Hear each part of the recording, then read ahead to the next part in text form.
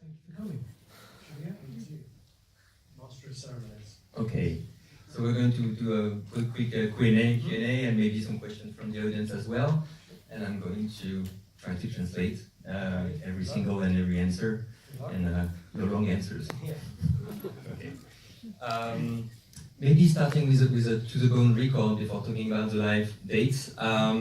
When we interviewed you for Rockard, it was in May last year, 2017, and at the time, the record was not out. And I remember you had some doubts about how the record would be perceived, how it would be received by the audience, because it was quite transformative for you. And so I wanted to know how you see the record and how it was received in retrospect a year on. And I'm just translating this word. Okay. Yeah, I mean, I think maybe I was more worried than I needed to be. It was mainly because of one song that I was. Which one? Yeah, I'm sure you can guess. But there was one song that I was particularly worried about. Not even because it was more of a pop sensibility, but I think because it was a joyful song. And joyfulness is not something people associate with my music. So I really didn't know how people were going to respond to that, but actually it's been fantastic. It's always been the most popular song I've written. Should I need to translate? Est-ce que je vous fais une traduction? Est-ce que la plupart des gens ici ne prennent pas la peine? Moi je veux bien une traduction. All right. Now to the, I would say the live dates. Maybe talking about the various concerts. I wanted to actually start from the very beginning of your career in France. Mm-hmm. Do you remember the first show you ever did in France? No. No. It was back in Club du Noir in '98. A very 98. Very very small club. If you say so. I don't remember this one. Okay. So if you look at the range of what you did, I mean, you started in this club in front of probably 80 people, and you ended up at Hellfest in front of 50,000 people. This particular show, I mean, obviously was kind of different from, I would say, the audience, from what you could find on the bill for this festival. So can you tell us more about this specific date in France? The Hellfest show? Yeah. Well, I was joking just now with a few of you guys, and I was saying what I really am very proud of is that there probably aren't many artists, if I can describe myself as an artist pretentiously, there aren't many artists that could play Hellfest one weekend and then the next weekend open for Sting. Yeah. And actually, that to me is the greatest compliment of all, in the sense that the music that I make seems to cross all generic boundaries and barriers. And obviously we've talked about that a lot in the interviews, how I don't see myself as a generic artist. People try and call me progressive rock or whatever, and it's something I've never called myself. And so to be able to play Hellfest to primarily a very metal-orientated crowd, and then the following weekend to play in front of Sting's audience, and go down really well, at least it felt to me, go down really well with both audiences. To me, that's a compliment to the music, and the fact that ultimately it's quite easy to enjoy. At least that's the way I feel. I don't feel my music is hard. I don't feel it's inaccessible. It's hard to enjoy. And so to be able to play to a heavy crowd and then a more kind of middle of the road, however you want to call Sting's crowd, an older audience anyway, and kind of feel equally at home, that actually was one of the best things I felt all year. You know, that sense of the music was crossing all these kind of generic boundaries. I was worried about Hellfest. I was really worried, and I didn't play Permeating that day. And you said to me, you should have played it because they would have loved it. And okay, I was a coward. I should have played Permeating. Next year. Next time.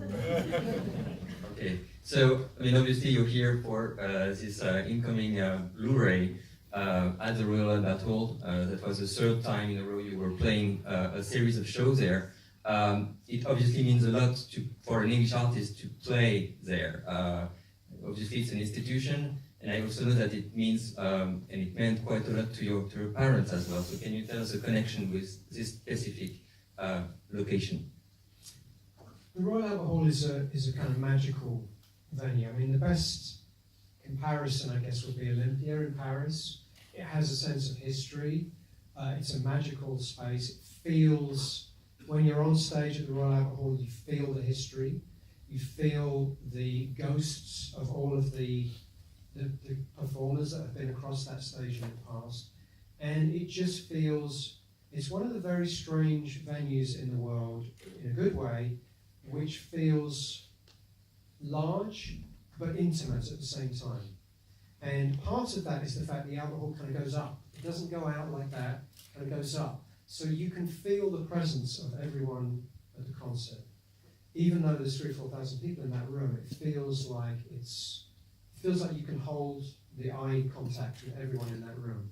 And it feels really wonderful for that reason. It's no coincidence, I think, that artists like Eric Clapton and David Gilmour, who could play huge stadiums, instead choose to play multiple nights at the Royal Albert Hall. It has a magic to it, it has an intimacy to it, it has a connection with the crowd that you just won't get anywhere else. So I did 3 nights this time, and in fact the concert we're going to see is filmed the 3rd night of 3, yeah.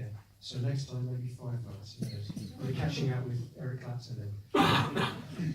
Right. And is there any specific moment in that show for which you told the director, or you really focused because for you it was like one of the highlights you didn't want to miss on camera? Well, I didn't have a lot to say in the way they filmed the show. The guys that filmed the show for me they came to see a couple of shows before the Albert Hall, so they did their homework, they did their research, so they knew pretty much what to pick up on the night. The one thing I would say is that I definitely encouraged them when they were editing the film. I said, make it like a piece of cinema. Don't feel like you have to have a pure representation of 5 guys on stage playing a show, because to me that's boring. I see a lot of live DVDs, it's just like very static. I said, think of it like a piece of cinema. So when you see the film now, you'll see there are lots more what you might call cinematic tricks. Blurring, slow motion, overlaying different images on top of each other, split screen, a lot of things you would associate with, with a pop video maybe, or a piece of cinema. And that was very important to me, and I definitely encouraged them to go down that route. So if I had an influence, it was more in the sort of post-production side. As everybody knows, you are now into your 5th decade as an artist and as a man. It's a very strange path that you have as an artist, because I mean you are actually becoming more and more well-known and popular, and so it's a trajectory which is not that usual for a rock star. So again, in retrospect, I mean, how do you see this type of very, very particular path that, I mean, you will hardly see in a rock star kind of career? I think that one of the hardest things to earn over a career is respect from your audience, to the point that you can change and confront their expectations, but they still follow you. And I see a few artists like that. I see, people like Neil Young, Bowie, obviously during his career. By the way, I'm not comparing myself to these incredible artists, but to me they are icons in the sense that they created a template that I would love to follow, this idea of constantly changing, making different records each time. The best contemporary comparison I could come up with would be Nick Cave, who is bigger now than he's ever been, and his career is even longer than mine. And I think he's another person that has kind of earned, over years, he's earned the respect of his audience and the right to change. And that's, if you can do that, I think that's the greatest thing of all. And so many artists that were around when I started have faded away, and I've kept going and I've kept changing, and the fans have pretty much mostly been prepared to follow me and go with me. And I can only assume it's because they have some respect for my creative motivation. I think they understand that everything I do because I have a need to do that. I'm not chasing I'm not chasing commercials. I make the music in a vacuum. I don't think about anyone else when I make the music except me. But once I've finished an album or some music, I'm very happy to sit down with the record company and think about what song's good for radio, what song should we make a video for, how can we promote this in the best possible way. And I've found over the years that is the best balance, and that's the balance that seems to work for me. And that's the only answer I can give you. So plenty of time to grow again and again over time. Still, yeah, I mean, I'm already working on the next record, and it's completely different again, you know, and some people will be very upset with me, and some people will immediately take to it, and some people will embrace the change, and other people won't. And I think that's the hallmark, ultimately, of, again, very pretentious to describe myself as, that's a hallmark of an artist, someone who has a need to evolve and develop and is not thinking about pleasing other people. And that is something that takes, in my case, taken 25 years to earn that right, if you like. Steven Wilson.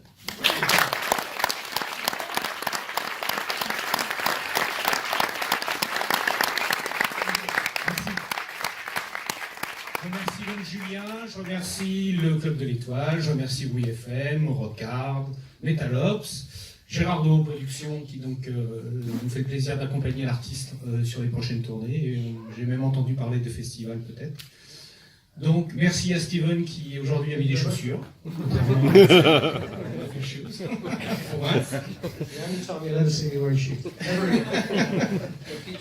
Yes, la première et la dernière fois qu'il a des chaussures. Merci à tous, bonne soirée. Thanks again, Steven. Bye bye.